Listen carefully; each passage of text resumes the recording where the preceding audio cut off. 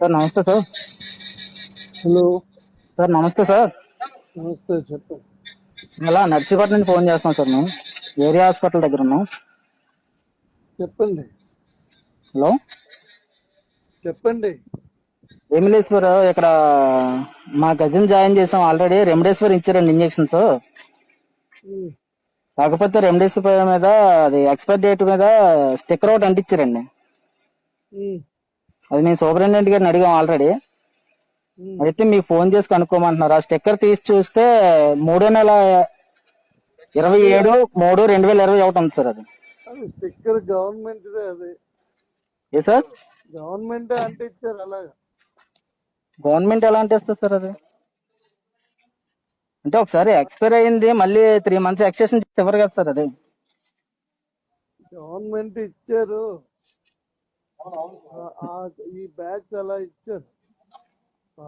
అంటే ఎలా అవుతుంది సార్? అలా మరి ఒకసారి డ్రగ్ అన్నది ఒక ఎక్స్పైర్ డేట్ మీద ఇచ్చిన తర్వాత మళ్ళీ ఎక్స్టెన్షన్ ఎలా అర్ధరాత్రి చేసేస్తారు? రేపు ఉదయం రా ఏ సార్? ఆఫీస్కి రా, ఫైల్ చూపెడతారు.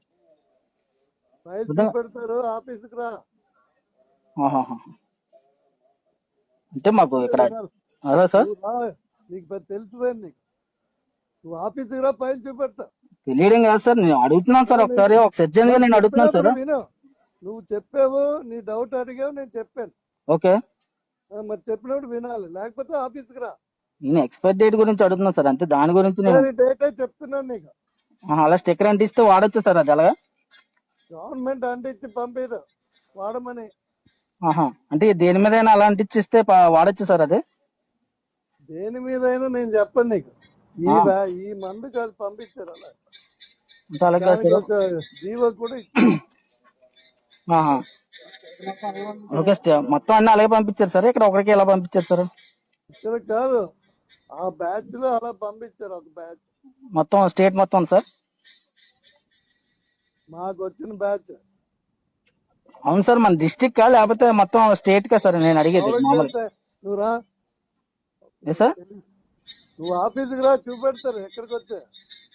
Okay okay sir. పంపించారో ఎక్కడ పంపించారో ఒకసారి అడగాలి కదా సార్. దానివల్ల ఏదన్నా జరిగితే ఎవరు రెస్పాండ్ అవుతారు? నువ్వు అక్కడ అలాంటి 1000-2000 జిల్లా అంతా వాడారు. వాడలేదు సార్. ఒకవేళ ఏదైనా డెత్ జరిగితే అలా కాదు సార్, తెలియక ఒకవేళ మా వాళ్ళకి ఎవరికైనా డెత్ జరిగితే ఎవరు రెస్పాండ్ అవుతారని నేను అడుగుతున్నాను సార్. రెస్పాన్సిబిలిటీ ఎవరు సార్? ఎవరు రెస్పాన్సిబిలిటీ? అదే ఎవరైనా అడుగుతున్నారు. కోసమే నీకు అది చూపెడతాను రా ఆఫీస్కి అని చెప్పాను. చూపిస్తారు సార్, మీకు వచ్చిన ఇండియన్ చూపిస్తారు, కాదని అనట్లేదు. అంటే అలా ఎక్స్చేంజ్ చేస్తే అలా వాడొచ్చా అని అడుగుతున్నాను సార్ నేను. వాడమనే కదా గవర్నమెంట్ ఇచ్చింది. అది ఈ డేట్ ఇలా ఉన్నా ఇది వాడొచ్చు, ఇది పనికి వస్తుంది అని రాసి ఇచ్చారు. Okay okay sir. కాబట్టి సప్లై చేశారు. తెలివితేటలు ఉన్నట్టు చెప్తున్నావు. తెలివితేటలు కాదు సార్, ఒకవేళ ఏమైనా జరిగితే ఎవరు రెస్పాన్సిబిలిటీ తీసుకుంటారని అడుగుతున్నాను సార్. తెలివితేటల గురించి నేను మాట్లాడలేదు సార్. నువ్వు అతి తెలివి ప్రదర్శన చెప్పింది విను. నీకు డౌట్ ఉంటే రా, ఆఫీస్ లో ఫైల్ చూపెడతారని చెప్పాను. Okay okay sir. ఇదే ఇక్కడ వాళ్ళు చెప్పిన సమాధానం పెట్టి మీకు ఫోన్ చేయమని చెప్పారు సార్ వాళ్ళు. లేకపోతే మీ నెంబర్ నా దగ్గర ఉండదు కదా సార్. ఎవడో బుర్రలన్నా కూడా చెప్పాను. ఇక్కడ అర్ధరాత్రి లేపి నువ్వు చెప్తే ఇవే చెప్తాను. నీకు అనుమానం వచ్చింది, నేను చెప్పాను. వినాలి. లేదంటే నువ్వు రేపు ఆఫీస్ రా, చూపెడతా. Okay okay sir. అందరికీ నమస్కారం అండి. మన రాష్ట్రంలో ఈ కరోనా సమయంలో అతిపెద్ద డ్రగ్ స్కామ్ జరిగిన విషయాన్ని మీ దృష్టికి తీసుకొస్తున్నాను. రెమిడీసివిర్ అని చెప్పి ఒక ఇంజెక్షన్, ఇది మన అందరికీ సమయంలో ఈ మధ్యకాలంలో అందరికీ తెలిసింది. ఈ ఇంజెక్షన్ తాలూకు విలువేంటి, కరోనా పేషెంట్కి ఈ ఇంజెక్షన్ తాలూకు అవసరం ఏంటని అందరికీ తెలుసు. గత 2 నెలల క్రితం ఇంజెక్షన్ కోసం ఎక్కడ తిరిగినా దొరికేది కాదు. మనందరం చూసాం. బ్లాక్లో చాలా డబ్బు పెట్టి కొనుక్కునే సమయం పరిస్థితి కూడా మనం చూసాం. కరోనా టైంలో డాక్టర్లు, నర్సులు ప్రాణాలకు తెగించి సేవ చేస్తూ ఉంటే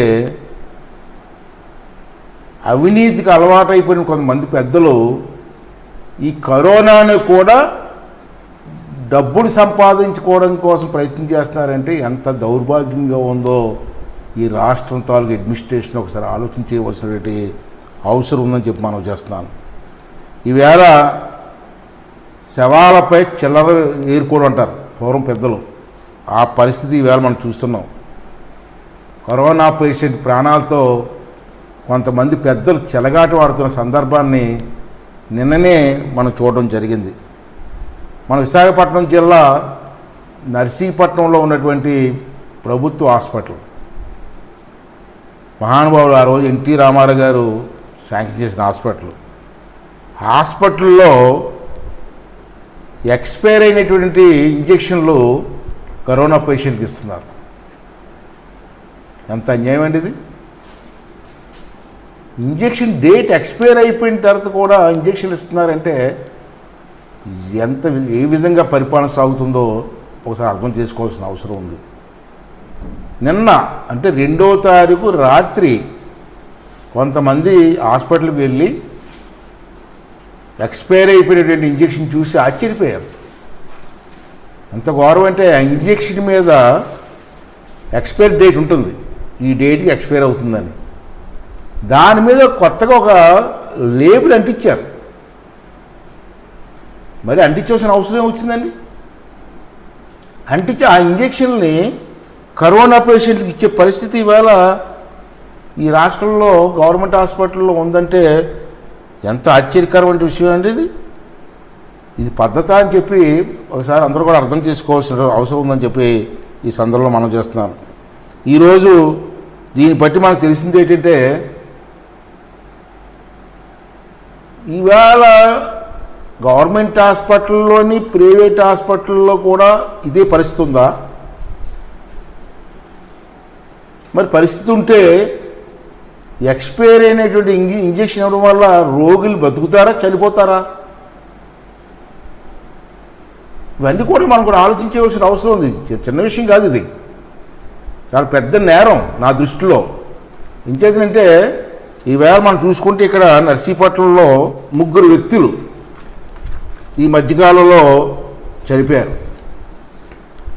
హాస్పిటల్లో. దాంట్లో చిటికెల తాతమ్మ నాయుడు అని ఒకరు, ఏ సన్యాసరావు అని ఒకరు, ఎస్ అరుణ్ చంద్, వీరు 3 ఈ మధ్యకాలంలో చచ్చిపోయారు. దీంట్లో తాతమ్మ నాయుడు అన్న అతను ఈనాడు పేపర్ తాలూ రిపోర్టర్. ఈ మధ్యన 3 చనిపోయారు. వీళ్ళకి ఇంజెక్షన్ ఇచ్చినట్టు హాస్పిటల్లో రికార్డ్ అయ్యి కూడా ఉంది. ఏదైతే ఇంజెక్షన్ ఉందో ఇంజెక్షన్ ఇచ్చినట్టు. అంటే వీళ్ళు కూడా అదే కారణం చనిపోయారా? ఓన్లీ నర్సీపట్నం హాస్పిటల్లోనే ఇలాగిస్తున్నారా? లేకపోతే రాష్ట్ర వ్యాప్తంగా ఉన్నటువంటి అన్ని గవర్నమెంట్ హాస్పిటల్లో కూడా ఇదే పరిస్థితి, ప్రైవేట్ హాస్పిటల్లో కూడా ఇదే పరిస్థితి? ఎక్స్పైర్ అయిపోయినట్టు ఇంజెక్షన్లు ఇవ్వాల్సిన అవసరం ఏమొచ్చిందండి? ఎందుకు ఇస్తున్నారండి? ఇటువంటి పెద్ద స్కామ్ జరుగుతున్నప్పుడు మరి ఎంతమంది పేషెంట్లు ఇప్పటి వరకు ఇచ్చారు అంటే పోయిన నెల నుంచి ఈ నెల వరకు సుమారు 4 రోజులు అయిపోయింది, 30 రోజులు దాటిపోయింది. ఈ 30 రోజులు బట్టి ఆంధ్ర రాష్ట్రంలో ఈ ఎక్స్పైర్ అయిన ఇంజెక్షన్ ఎంతమందికి ఇచ్చారు మీరు? దాంట్లో ఎంతమంది చనిపోయారు? ఇది పద్ధతి అండి? ఇటువంటి సమయంలో కూడా ప్రజల ప్రాణాలతో చెలగాటమాడతారండి. ప్రజల ప్రాణాలతో చెలగాటమాడి డబ్బులు దోచుకుంటారండి. ఇది పద్ధతి అని చెప్పి ఒకసారి ప్రజలంతా అర్థం చేసుకోవాల్సిన అవసరం ఉంది. అంతేకాకుండా డ్రగ్స్ చట్టం అనే చట్టం ఉంది. ఆ చట్టంలో సెక్షన్ 104A క్రింద ఎవరైనా కంపెనీ వారు ఇచ్చినటువంటి ఎక్స్పైరీ డేట్ మీద మళ్ళీ ఇంకొక లేబుల్ అంటించడానికి వీలు లేదు, అది చట్ట విరుద్ధం అని చెప్పి ఆ చట్టం చెప్తుంది. అటువంటప్పుడు మీరు లేబుల్ మీద ఏ విధంగా మీరు కొత్తగా లేబుల్ అంటిస్తారండి? 2వ తారీఖు అంటే నిన్న 2వ తారీఖు రాత్రి ఒక వ్యక్తి వెంటనే హాస్పిటల్ నుంచి విశాఖపట్నం డిఎంహెచ్ఓ గారికి ఫోన్ చేస్తే ఆ రాత్రి మీద డిఎంహెచ్ఓ గారు ఫోన్ ఎత్తి ఎంత రెక్లెస్గా మాట్లాడారో ఆ ఫోన్ కాల్ కూడా రికార్డ్ చేసాం మేము. ఆ రికార్డ్ కాల్ కూడా మీకు పంపిస్తాను, చూడండి ఒకసారి ఎంత రెక్లెస్ మాట్లాడారంటే. అవునయ్యా అంటించారయ్యా, ప్రభుత్వం ఆదేశాలతోటే అంటించాం అని చెప్తాడండి. ఎలాగ అంటిస్తారు సార్ మీరు? అలాగ అంటించకూడదు కదా, ఎక్స్పైర్ అయిపోయింది కదా అంటే ప్రభుత్వ ఆదేశాలు ఉన్నాయి మాకు, అందుకని చూడాలనుకుంటే రా మా ఆఫీస్కి అవుతుంది, రా ఆఫీస్కి విశాఖపట్నం రా, ప్రభుత్వం ఇచ్చినటువంటి లెటర్స్ మా దగ్గర ఉన్నాయి. ఎక్స్పైర్ అయిపోయినప్పటికి కూడా 3-4 నెలల వరకు మేము వాడుకోవడానికి అవకాశం ఉందని చెప్పి మాకు ప్రభుత్వమే లెటర్ ఇచ్చింది. ఆ లెటర్ ప్రకారంగానే మేము ఇంజక్షన్ ఇస్తామని చెప్పి డిఎంహెచ్ఓ గారు అంత ఖచ్చితంగా డెలిబరేట్గా చెప్తున్నారంటే దీన్ని బట్టి ఈ స్కామ్ ఏ విధంగా జరుగుతుందో మనం అందరూ కూడా అర్థం చేసుకోవాల్సిన అవసరం ఉంది. ఇప్పటికే ప్రభుత్వం చేతకానితనం వల్ల ఎంతోమంది వేలాది మంది చనిపోతున్నారు. మరి ఇటువంటి ఇంజక్షన్ ఇస్తే చనిపోకుండా ఎలాగుంటారండి? అలాగే ఇక్కడ నర్సీపట్నం హాస్పిటల్లో ఉన్నటువంటి పెద్దలు డాక్టర్లు ఉన్నారు, వాళ్ళు కూడా ఇది సమాధానం చెప్పాలి. వాళ్ళు కూడా చెప్తున్నారు, ఆ డాక్టర్లు రాత్రి మా కుర్రవాళ్ళందరూ కూడా డాక్టర్లు అడిగితే పైనుంచి వచ్చేయండి మమ్మల్ని ఏం చేయమంటారని వాళ్ళు చెప్తున్నారు. పైనే డిఎంహెచ్ఓ గారిని అడిగితే ప్రభుత్వ ఆదేశాల ప్రకారం చేస్తామని వాళ్ళు చెప్తున్నారు. ఇది చాలా పొరపాటు, దీని అందరూ కూడా ఖండించవలసిన అవసరం ఉంది. ప్రభుత్వం కూడా దీనికి సమాధానం చెప్పవలసినటువంటి అవసరం కూడా ఉందని చెప్పి మనం చేస్తున్నాను. నేను ఒకటే మనం చేస్తున్నాను, ఇవాళ ఈ విధంగా